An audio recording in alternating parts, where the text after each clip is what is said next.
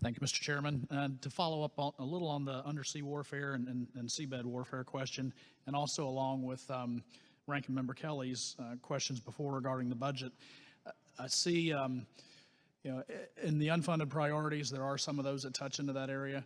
And I'd love to hear some more, probably in a different forum, about some of the capabilities that you're working on from the R&D side.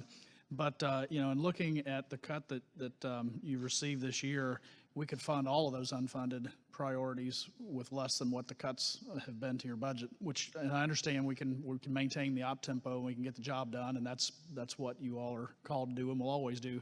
But do you have concern that if this persists, will you be able to fund going forward the R&D necessary to shift from the CT mission in the Middle East towards the great power competition? I'll take a stab at it and turn over to Mr. McMenamin. I do believe with this year that we were able to adjust accordingly and prioritize, and for that unfunded requirement list, if we had more money, that's where we would go to, and that's their prioritize in that manner. But for future years, we got to continue to look at what those priorities are. Mr. McMenamin. Yeah, I would say, as we all know, technology moves a lot faster many times than the budget planning process does.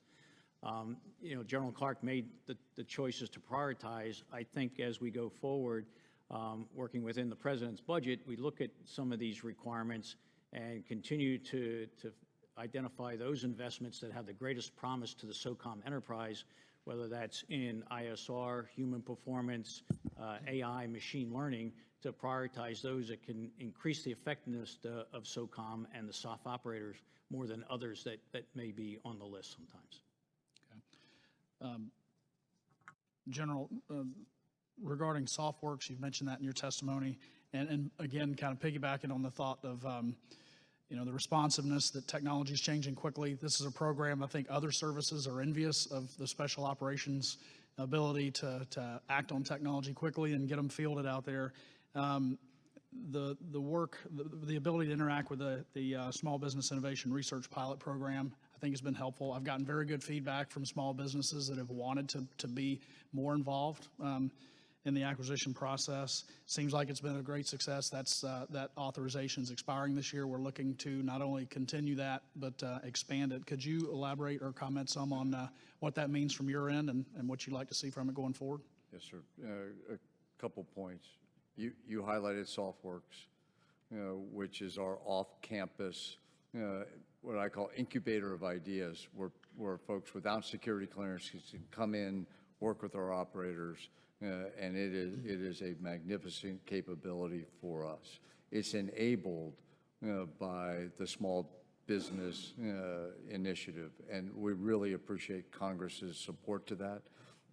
And would ask for your support in continuing to grow that small business capability, because it is giving us ideas, because a lot of the great ideas are really coming from those small businesses that we can tap into very quickly, because we